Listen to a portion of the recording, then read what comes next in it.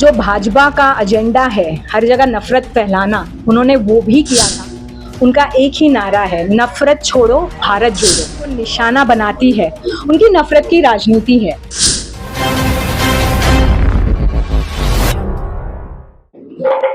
इस वक्त हमारे साथ बातचीत के लिए मौजूद है नवनियुक्त प्रभारी श्रीमती जिनेल एन गला जी। उनसे ही जुड़ेंगे, बातचीत करते हैं, जानते हैं उनका क्या कुछ कहना है। कुछ मुद्दों को लेकर हम उनके साथ आए हैं। सबसे पहले आपका हमारे चैनल में स्वागत है और साथ ही आपको बहुत बहुत बधाई है। बहुत बहुत शुक्रिया जी, जैसा कि जानते हैं कि सरकार हमारा ही है, कांग्रेस का ही है। उसके बाद फिर मॉन्गलिंचिंग की क्या मांग है कि इसकी जरूरत पड़ गई है? पहले तो मैं थोड़ा छोटा इंट्रोडक्शन दूंगी जी जी बिल्कुल। कि हमारे जो राष्ट्रीय अध्यक्ष है, राज्यसभा सांसद इमरान प्रतापगढ़ी जी, और उन्होंने मुझे एज अ प्रभारी झारखंड अल्पसंख्यक विभाग में भेजा है। जो मंजूर अंसारी जी है, यहाँ के अध्यक्ष है, उनके नेतृत्व में। और आपने सही कहा कि हमारी गठबंधन की सरकार है, पर हमें थोड़ा 1-2 साल पीछे जाके ये देखना पड़ेगा कि जो भाजपा का एजेंडा है हर जगह नफरत फैलाना, उन्होंने वो भी किया था। हमारे माननीय मुख्यमंत्री हेमंत सोरेन जी को जेल भिजवा के। लेकिन जो हमारे शीर्ष नेतृत्व है, राहुल गांधी जी, उनका एक ही नारा है, नफरत छोड़ो भारत जोड़ो। जो उन्होंने एक यात्रा भी, भारत जोड़ो यात्रा 4000 किलोमीटर चल के करी थी। हम सब भी जोरों शोरों से उस यात्रा में शामिल हुए थे। और उनका एक मैसेज है कि मोहब्बत की दुकान खोलना। जहाँ तक कि मॉब लिंचिंग का बिल है, मुझे नियुक्त होके 4 दिन हुए हैं। मैंने स्टडी किया है इसके बारे में, और आज की जो हमारी कार्यकारिणी बैठक है उस पर भी हम चर्चा करेंगे। तो मैं 25 तारीख को रांची वापस आऊंगी, तब इस सवाल का बेहतर जवाब दूंगी कि हम किस नतीजे पे पहुंचे हैं। जो माननीय मुख्यमंत्री जी हैं, उनको भी यही लगता है कि अभी सही समय आ गया है कि जो ये कानून है वो पास हो जाए। तो बस हम यही आशा करेंगे कि जो भी हमारा आज की मीटिंग का एजेंडा हो, उसमें ये एक बहुत ही बड़ा पॉइंट है, तो इसको भी हम आगे लेके जाएंगे। और अगली बार जब हम मिलेंगे, हमारे पास कोई पॉजिटिव रिप्लाई होगा आपको देने के लिए। बीजेपी के द्वारा आरोप लगाया गया है बोकारो की विधायक श्वेता सिंह पे कि उन्होंने double ID card, double voter ID card, pan card का इस्तेमाल करी है। ये सब चीजों को आप कैसे देखते हैं? और उन्होंने ज्ञापन भी राज्यपाल को सौंपा।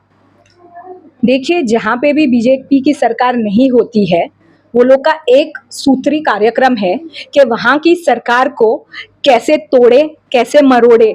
और ये सिर्फ सरकार को तोड़ते नहीं है, इससे जो जनता के फायदे होते हैं ये उससे नुकसान पहुंचाते हैं। तो बीजेपी का काम है आरोप लगाना, वो लगाते रहेंगे। और हम भी बता देंगे कि हम ये जो मानसिकता है ये सारी चीजें करने की, ये बीजेपी सरकार की है, नहीं किन्हीं और लोगों की। और हम देखते ही आ रहे हैं कि कितनी बार ऐसी सरकार, ऐसी जगह हुई थी, ऐसे प्रदेश में हुआ है जहां बीजेपी ने ऐसी हरकतें की है और जो स्टेबल गवर्नमेंट है उनको गिराने की कोशिश की है। तो चाहे वो राज्यपाल को दे दे, चाहे वो प्रेसिडेंट को दे दे, जो सच है वो आएगा और कानून का रास्ता अपनाया जाएगा।